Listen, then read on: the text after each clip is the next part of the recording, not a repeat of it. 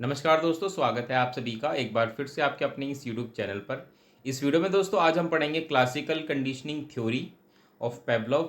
ये देखिए सबसे कंफ्यूजिंग थ्योरी मानी जाती है क्योंकि इन्होंने कुछ ऐसे टेक्निकल टर्म्स अपनी थ्योरी में यूज़ किए हैं कि लोग अक्सर कंफ्यूज हो जाते हैं और एग्जाम में क्वेश्चन जब पूछे जाते हैं तो इन्हीं टेक्निकल टर्म्स का इस्तेमाल किया जाता है।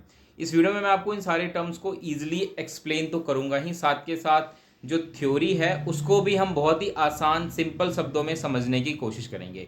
उम्मीद है कि वीडियो आपको पसंद आएगी। चलिए वीडियो की शुरुआत करते हैं।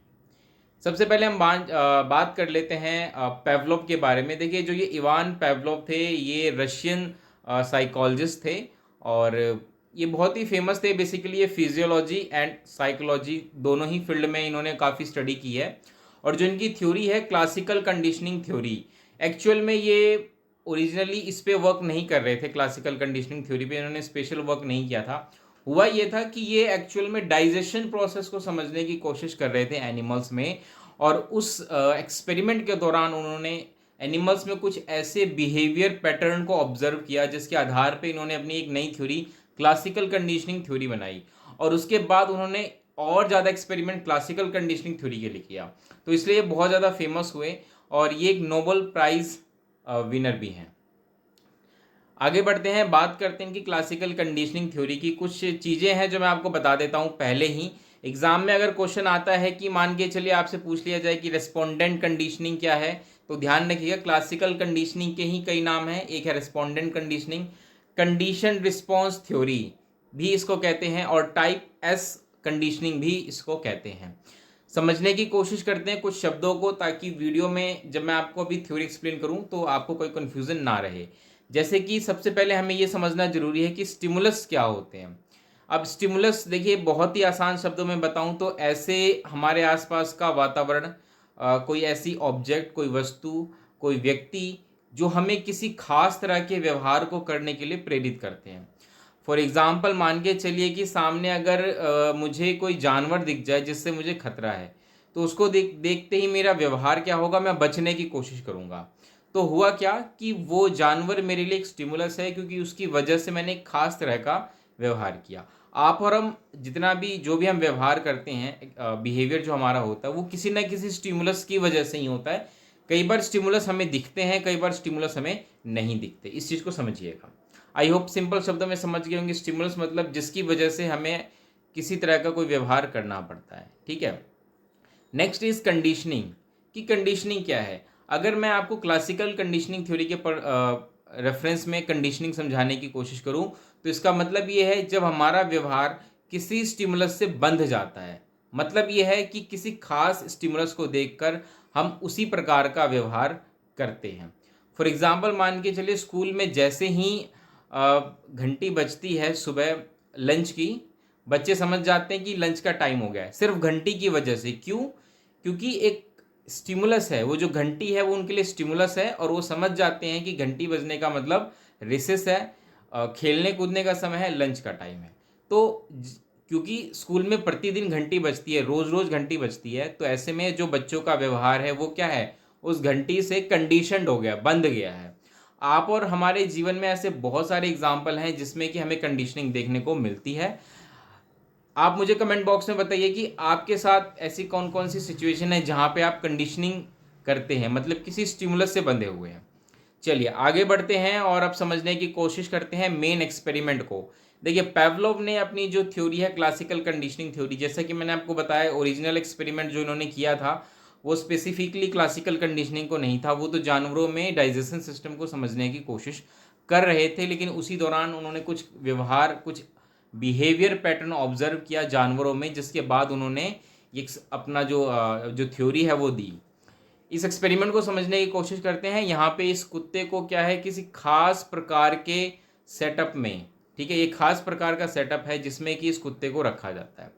अब होता क्या है कि ये कुत्ता जो होता है ये भूखा होता है और इस कुत्ते को खाने के लिए भोजन दिया जाता है, ठीक है। ध्यान रखा जाता है कि कुत्ते को इस प्रकार से मतलब रखा जाए कि वो इधर उधर ना भागे। इसी के साथ साथ एक खास प्रकार का यंत्र इस कुत्ते के मुंह के पास लगा होता है, जिससे कि कुत्ता अगर खाने को देखकर लार टपकाता है तो उसको नापा जा सके। अब होता क्या है कि अब इस कुत्ते को जैसे ही भोजन दिया जाता है कुत्ता लार टपकाना शुरू करता है, क्योंकि क्या होता है, जानवर जैसे कुत्ता भोजन को देखकर अक्सर लार टपकाते हैं। तो जैसे ही भोजन दिखता है लार टपकने लग जाती है और फिर उस लार का नापा जाता है। लेकिन इसके साथ साथ एक इंटरेस्टिंग चीज़ ये की जाती है कि कुत्ते को जब भोजन दिया जाता है तो भोजन देने के साथ ही एक घंटी भी बजाई जाती है और घंटी बजने के बाद भोजन दिया जाता है। मतलब घंटी बजी फिर भोजन। लेकिन ध्यान रहे इन दोनों के बीच में जो समय अंतराल होता है वो आधे सेकंड का होता है, 1 सेकंड से भी कम समय के बीच जो गैप है वो रखा जाता है। और घंटी बजते ही भोजन आता है और भोजन को देख के कुत्ते के मुंह में लार आती है और वो खाना शुरू करता है।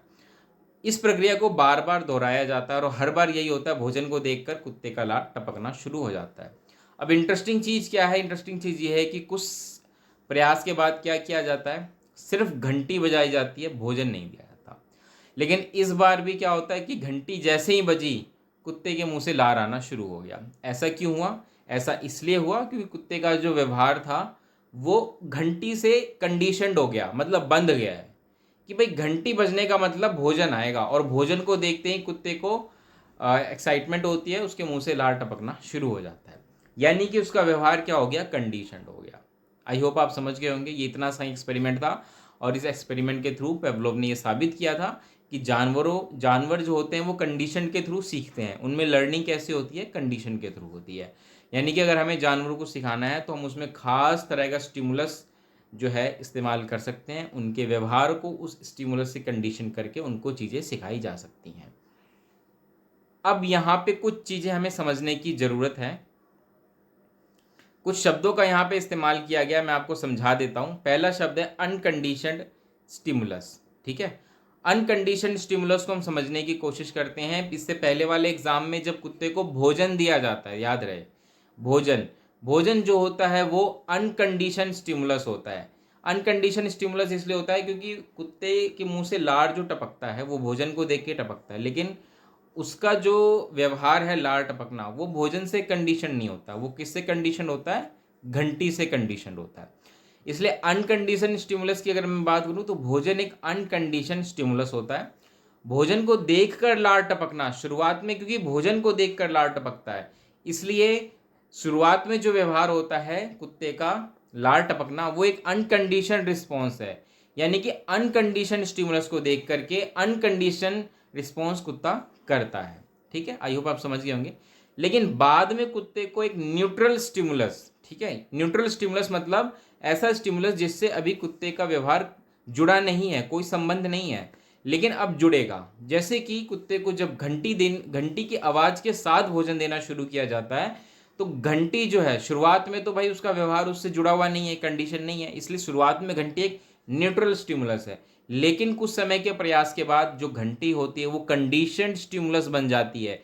यानी कि अब कुत्ता उस घंटी की आवाज़ से जुड़ गया है और अब क्योंकि कुत्ता सिर्फ घंटी को देखकर भी लार टपकाना शुरू करेगा। जैसा मैंने आपको बताया था कि कुछ प्रयास के बाद सिर्फ घंटी बजाई जाती है, भोजन नहीं दिया जाता, तब भी कुत्ता क्या होता है? लार टपकाता है। यानी कि घंटी की आवाज़ को सुन के लार टपकाना, यानी उसका जो रिस्पॉन्स है वो अब किससे जुड़ गया है? घंटी की आवाज़ से। यानी कंडीशन स्टिमुलस से को की वजह से कंडीशन रिस्पॉन्स हो रहा है। तो ध्यान रखिएगा कि स्टार्टिंग में जो रिस्पॉन्स होता है वो अनकंडीशनड होता है, लेकिन बाद में वो किसी स्टिमुलस से कंडीशन हो जाता है। तो एग्जाम में जब शब्दों का इस्तेमाल होता है तो यही unconditioned stimulus, unconditioned response, conditioned stimulus, conditioned response, neutral stimulus, इन शब्दों का इस्तेमाल होता है। तो वहाँ पे थोड़ा सा कन्फ्यूज़न हमें बना रहता है, लेकिन हमें बिल्कुल भी कंफ्यूज नहीं होना है। ठीक है, आई होप आप समझ गए होंगे unconditioned stimulus, unconditioned response, conditioned stimulus and conditioned response. आगे बढ़ते हैं। एक एक्सपेरिमेंट और है जो कि वॉटसन और उसकी उनकी वाइफ थी रेनर, दोनों ने मिलके किया था। एक्चुअल में पेवलोव की हम बात करें तो पेवलोव ने तो जानवरों पे एक्सपेरिमेंट किया था ना, तो उन्होंने अपनी थ्योरी के थ्रू ही समझाया था कि जानवरों में लर्निंग होती है। लेकिन वॉटसन ने कहा कि ये चीज़ इंसानों में भी होती है। तो वॉटसन ने खुद अपने बेटे पर ही एक्सपेरिमेंट किया था और उन्होंने क्या किया कि अपने बेटे के सामने सफ़ेद चूहा रखा। ये सफ़ेद चूहा बहुत अच्छा था। स्टार्टिंग में तो बच्चा इससे का खेलता है, लेकिन धीरे धीरे क्या होता है कि जब बच्चा इस चूहे के साथ खेलता है तो एक डरावनी आवाज़ बच्चे के सामने पैदा की जाती है।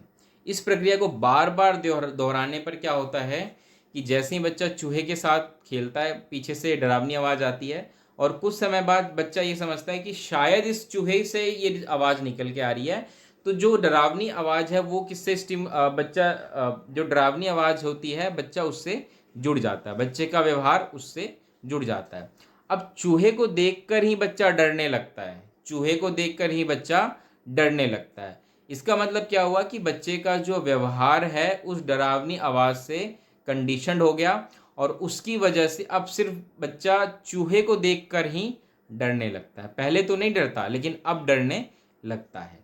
ठीक है, तो ये एक एग्जाम्पल होता है जिसमें कि वो समझाते हैं कि बच्चा कैसे अपने व्यवहार को कंडीशन करता है। यानी कि वॉटसन ने बस इतना बताया था कि हाँ, इंसानों में भी कंडीशनिंग के थ्रू लर्निंग होती है। और यही नहीं, उन्होंने तो एक कदम आगे बढ़ के ये भी बताया कि सिर्फ सफ़ेद चूहे से नहीं, कुछ भी ऐसी चीज़ जो सफ़ेद और मुलायमदार, जैसे कि ये टेडी बियर है, इससे भी बच्चा डर रहा था। यानी कि बच्चा क्या कर रहा है, स्टिमुलस जनरलाइजेशन कहते हैं इसको, कि जब बच्चा किसी एक स्टिमुलस से अपना व्यवहार जब जोड़ लेता है, कंडीशन कर लेता है, तो उसी तरीके के व्यवहार को उसी के समान स्टिमुलस पर भी अप्लाई करने लगता है, तो उसको स्टिमुलस जनरलाइजेशन कहते हैं। ठीक है, तो वॉटसन ने भी एक्सपेरिमेंट किया था और उसके थ्रू हमें चीज़ें समझाई थी। आगे बढ़ते हैं, कुछ इंपॉर्टेंट पॉइंट्स ध्यान रखिएगा क्लासिकल कंडीशनिंग थ्योरी के। सबसे पहली चीज़ जो इंपॉर्टेंट है वो है टाइम इंटरवल, कि C S and U C S के बीच में कितना टाइम इंटरवल है। सी एस यानी कि condition stimulus and U C S मतलब कि अनकंडीशन स्टिमुलस। इसको अगर मैं एग्जाम्पल ले लूँ तो समझ जाएंगे, वही कुत्ते वाला एग्जाम्पल लीजिए। कंडीशन स्टिमुलस वहाँ पे क्या थी, घंटी, और अनकंडीशन स्टिमुलस क्या था, भोजन। यानी कि भोजन और घंटी के बीच में कितना टाइम इंटरवल है। पेवलोव ने जो एक्सपेरिमेंट किया था उन्होंने आधे सेकंड का अंतर रखा था और बाद में ये बात भी कही थी कि हाँ, इनके बीच में टाइम इंटरवल मैटर करता है। अगर टाइम इंटरवल ज़्यादा है या कम है तो कंडीशनिंग नहीं होती है, ध्यान रखिएगा। इसलिए टाइम इंटरवल बहुत मैटर करता है कंडीशनिंग में। नेक्स्ट स्टिमुलस जनरलाइजेशन, जैसा कि मैंने जस्ट अभी आपको समझाया वॉटसन वाले एग्जाम्पल में, कि कैसे बच्चा सिर्फ चूहे को नहीं, चूहे से मिलती जुलती बाकी चीज़ों को देखकर भी अपना व्यवहार बिल्कुल वैसा ही रखता है जैसा चूहे को लेकर होता है। तो यहाँ पे क्या होता है, बच्चा स्टिमुलस जनरलाइजेशन कर रहा है। ठीक है, नेक्स्ट इज डिस्क्रिमिनेशन। बच्चा कई बार डिस्क्रिमिनेशन भी कर पाता है, या कोई जैसे पेवलोव वाले एक्सपेरिमेंट में बात करूँ तो वहाँ पे कुत्ते को जब आवाज़ सुनाई जाती है तो वो 1000 हर्ट्ज़ की होती है। यानी कि कुत्ता जो अपना रिस्पॉन्स देता है घंटी को लेकर वो 1000 हर्ट्ज़ के साउंड्स पर ही करता है। अगर वो 900 हर्ट्ज़ हो गया या 1100 हर्ट्ज़ हो गया तो उसका रिस्पॉन्स वैसा नहीं होता। कहने का मतलब ये होता है कि जानवर, यानी कि कंडीशनिंग थ्योरी में क्या होता है कि स्टिमुलस डिस्क्रिमिनेशन होता है। जो व्यक्ति कंडीशन कर चुका अपने व्यवहार को, वो समझ पाता है कि ये जो स्टिमुलस है ये बाकी स्टिमुलस से अलग है। ठीक है, डिस्क्रिमिनेशन कर पाता है। Next is extinction and recovery. वही वाली बात है कि अगर मैं कुत्ते वाला ही एग्जांपल ले लूँ तो कुत्ते को जब तक भोजन दिया जा रहा है उसका जो व्यवहार है वो कंडीशनड है। घंटी के साथ अगर भोजन दिया जा रहा है तो उसका जो व्यवहार है वो कंडीशनड है। फॉर एग्जांपल मान के चलिए कि अगर घंटी बजने के बाद भोजन देना बंद कर दिया जाए, एक दो बार तो हो सकता है कि लार आएगा, लेकिन यही प्रक्रिया बार बार दोहराई जाएगी कि सिर्फ घंटी बजाई जा रही है, भोजन नहीं दिया जा रहा, तो उसका जो व्यवहार है, जो कंडीशनिंग हुई थी वो ख़त्म हो जाएगी, एक्सटेंशन हो जाएगी। ठीक है, लेकिन अगर यही चीज़ दोबारा से शुरू कर दी जाए तो रिकवरी भी हो सकती है कंडीशनिंग की। यानी कि वापस से घंटी बजा के भोजन देना शुरू कर दिया जाए तो कंडीशनिंग फिर से हो सकती है। तो ये कुछ इंपॉर्टेंट पॉइंट्स थे क्लासिकल कंडीशनिंग थ्योरी के। आई होप आप समझ पाए होंगे। इस वीडियो में इतना ही रखते हैं। क्लासिकल कंडीशनिंग थ्योरी से संबंधित सारी चीज़ें मैंने आपको समझा दी हैं, इसके अलावा इसमें और कुछ भी इंपॉर्टेंट चीज़ें नहीं हैं। वीडियो कैसी लगी बताइएगा, कोई डाउट है आप हमसे कमेंट बॉक्स में पूछ सकते हैं। इस वीडियो में इतना ही रखेंगे। चैनल पर नए हैं, पहली बार वीडियो देख रहे हैं तो चैनल को सब्सक्राइब करना मत भूलिएगा। आप वीडियो तो देखते हैं लेकिन चैनल को सब्सक्राइब नहीं करते। तो मिलते हैं दोस्तों अगली वीडियो में, तब तक के लिए नमस्कार, धन्यवाद।